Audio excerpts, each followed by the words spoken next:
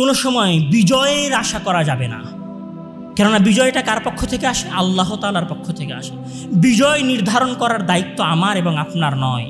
আর বিজয় মানে শুধু শাসন ক্ষমতায় চলে যাওয়া নয়।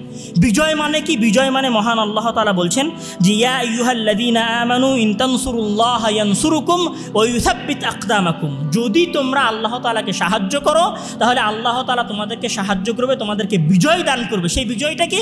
ইউসাব্বিত আকদামাকুম, সত্যের উপরে তোমাদের পাকে মজবুত করে দেবে।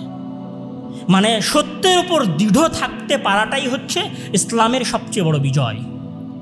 এবং আপনি যদি এই বিজয়টাকে আনতে চান তাহলে আপনি এই বিজয়টাকে কোনোদিন আপনার থিওরিতে আনতে পারবেন না। ধরেন আপনি একটা 10তলা বিল্ডিং বানাতে চাচ্ছেন, এখন এই 10তলা বিল্ডিং ইঞ্জিনিয়ারের থিওরিতে প্রতিষ্ঠা করতে হবে নাকি আপনার গ্রামের কৃষকের থিওরিতে প্রতিষ্ঠা হবে?